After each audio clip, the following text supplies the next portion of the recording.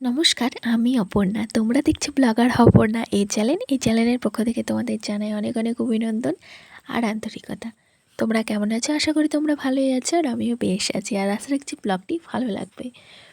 তো একদিন তো আমার ভিডিও মিস হয়ে গেছে। আমার ভিডিও যেন তো রেডি করাই ছিল, আমি এডিটিং করতে পারিনি। অ্যাকচুয়ালি আমার মেয়ের খুব শরীর খারাপ ছিল, তো সেই জন্যে আর আমি এডিটিংয়ে মন দিতে পারিনি।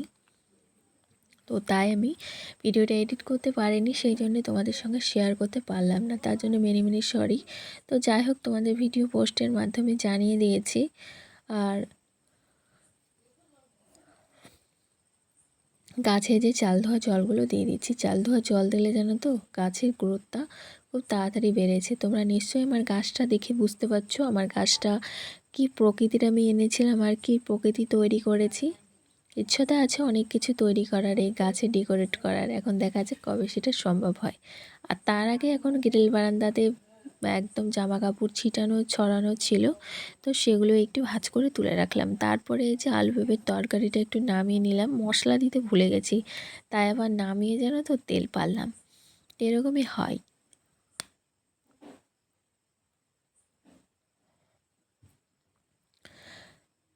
যখন প্রচণ্ড পরিমাণে তাড়াহুড়া করি। তো যাই হোক, এখন একটু ফোড়ন দিয়ে দিলাম, যেগুলো বাকি ছিল জিরে আদা লঙ্কার গুঁড়ো।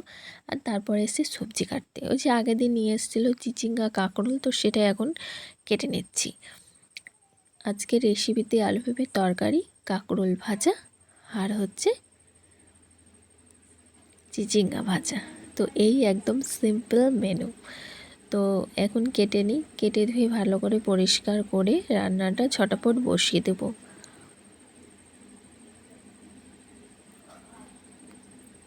আর ওইদিকে বাড়িতে এসছে মিস্ত্রি, কাজকর্ম হচ্ছে, আর এইদিকে আমি আমার কাজকর্ম কিছুটা এগিয়ে নিচ্ছি। মিস্ত্রি কাজ করছে আর আমি আমার কাজ করছি। জানো তো বন্ধুরা, আমার ঘরে হয়তো ভিআইপি কোনো ফার্নিচার নেই, তবে আমি চেষ্টা করি আমার যেরকম ঘর আছে তাকে আরও সুন্দর করে কীভাবে পরিপাটি করে তোমাদের সামনে প্রেজেন্ট করতে পারি, যাতে তোমাদের একটু ভালো লাগে। আর কিছুদিন যাবত দেখছি আমার যতটুকু ভিউজ আসছিল তার চেয়েও ভিউজটা ডাউন হচ্ছে। তো আমার ভিডিও তোমাদের কোন জায়গায় ভালো লাগছে না প্লিজ একটু কমেন্টে জানাবে। না জানালে আমি বুঝতে পারছি না, না আমি ঠিকঠাক এডিট করতে পারছি না আগের মতন, সেটাও তোমরা কমেন্টে জানিও। মনিকা সিম্পল লাইফস্টাইল নামে আমাকে কমেন্ট করছো, খুব ভালো হয়েছে। তো তোমাকে অসংখ্য অসংখ্য ধন্যবাদ আমার এভাবে পাশে থাকার জন্য। আর তুমি প্লিজ এভাবেই আমার পাশে থেকো আগামী দিনগুলোতে, আর আমিও তোমার পাশে থাকবো। তোমাদের জন্যই তো আমরা, তাই না? ভিউয়ার্সের জন্যই তো আমাদের মতো কন্টেন্টরা। ভিউয়ার্সরা যদি না থাকে তো আমাদের মতো কন্টেন্টরা কোথায় হারিয়ে যাবে ধুলোর মতো। তো যাই হোক, দেখো এখন বালিশগুলো একটু গুছিয়ে রাখছি।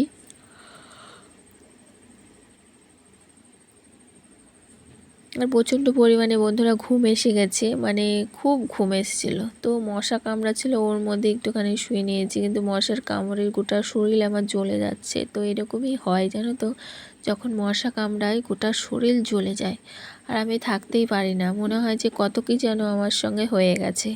মশার কামড়ালে আমি এতটুকু আঘাত সহ্য করতে পারি না, কি জানি কেন। আবার শরীর প্রচণ্ড হাঁসফাঁস করে, ব্লাড প্রেশার বেড়ে যায় না কি আমি নিজেও বুঝতে পারি না। তো যাই হোক, দেখো এখন বিছানাটা ভালো করে পরিপাটি করে গুছিয়ে রাখলাম, আর তারপরে জানালাটা খুলে দিচ্ছি। সকালে যেহেতু জানালা খুলি, আবার ভিডিও করার সময় জানালাটা লাগিয়ে দিই। তো তোমরা তো জানোই ঘরে প্রচণ্ড পরিমাণে ঝাঁকাশ আছে।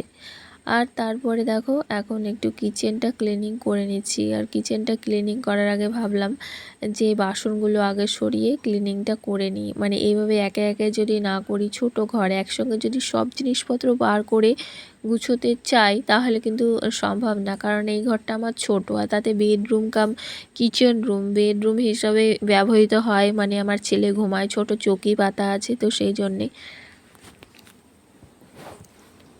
তো দেখো এখন বাসনগুলো সব কটা বার করে নিয়ে সব সার্ফের জল দিয়ে একটু ভালো করে মুছে নিচ্ছি। খুব একটা তো আমার নোংরা হয় না, কারণ এই 1 সপ্তাহ 10 দিন অন্তর অন্তর আমি যেহেতু কিচেনটা ক্লিনিং করি। হয়তো বা এখন পেরে উঠছি না, কারণ বাড়িতে মিস্ত্রি আছে, তবুও আমি চেষ্টা করলাম।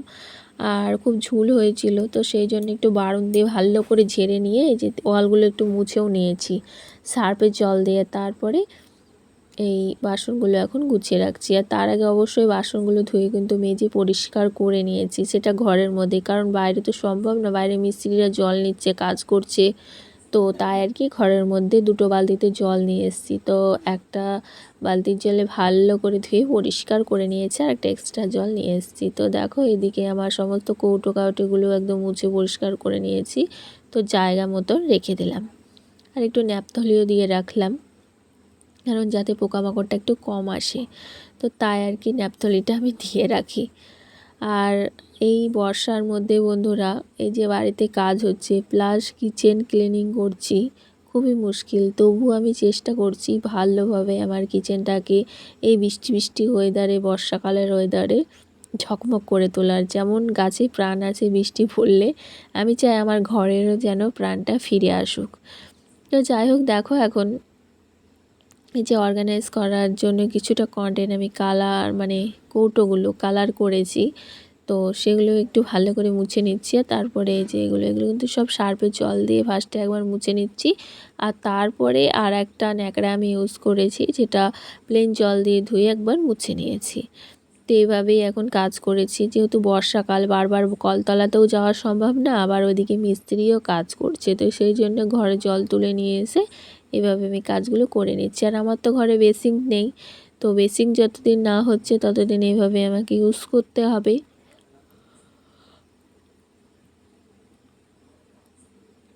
আর তারপরে এই যে এখন একটু ওয়ালগুলো মুছে নিচ্ছি, কারণ তো তেল চিটচিটে হয়, আর প্রত্যেক দিন আমি ইউজ করি বা মুছি, কিন্তু এইভাবে উপরে হাত দিয়ে তো আর মোছা হয় না, ওই যতটুকুতে তেলের ছিটকা পড়ে ততটুকুটাই প্রত্যেক দিন মুছে নিই, কৌটোগুলো মুছে নিই। একদম যে চিটচিটে ভাব হয় সেটা কিন্তু হয় না আমার ঘরে কখনোই, প্রত্যেক দিন মুছে নিই বলেই কিন্তু আমার ঘরে ওই চ্যাটচেটে ভাবটা আসে না। তো এইভাবে যদি প্রত্যেক দিন তোমরা রান্না করার শেষে একবার জাস্ট ন্যাকড়াটা একটু সার্ফের জল দিয়ে বুলিয়ে নিয়ে গোটা ঘরটা একটু ক্লিনিং করে নিতে পারো, তাহলে রান্নাঘর থাকবে তোমাদের তেলমুক্ত। তো আমার এই টিপসটি তোমাদের কেমন লাগলো অবশ্যই কিন্তু কমেন্টে জানিও। আর তারপরে এই যে সব পরিষ্কার করা হয়ে গেছে, এখন একে একে সব গুছিয়ে রাখছি। আর গুছিয়ে যে ভিডিও করাটা কি মুশকিল বন্ধুরা, কি বলবো, এতটা সেটটা হ্যাং করছে আর বারবার যে লোড হয়ে যাচ্ছে, তো ডিলিট করছি আর করছি, ডিলিট করার মতো কোনো ভিডিও নেই, তবুও আমাকে ডিলিট করতে হচ্ছে। ভিডিও পাবলিক করার পরে যে ভিডিওগুলো অবশিষ্ট থাকে, তো সেগুলো ডিলিট করে আবার নেক্সট আমাকে ভিডিও অন করেছি। তার মধ্যে আবার আমার মেয়ে স্কুল থেকে চলে এসেছে, বলেছে আমি ঘুমাবো, আর চৌকির ওপর তো সব আমি কৌটোগুলো নামিয়ে পরিষ্কার করে রেখেছি, তো সেই জন্য একটু অসুবিধাই হচ্ছে। মানে দুটো ঘরে খুব অসুবিধা হয় বন্ধুরা, তবু আমি অ্যাডজাস্ট করে মানিয়ে গুছিয়ে নিয়ে চলার চেষ্টা করি। আর মেয়েদের জীবনটা এমন তরলের মতো, যে পাত্রে রাখা হবে সেই পাত্রটা মেয়েরা ধারণ করবে।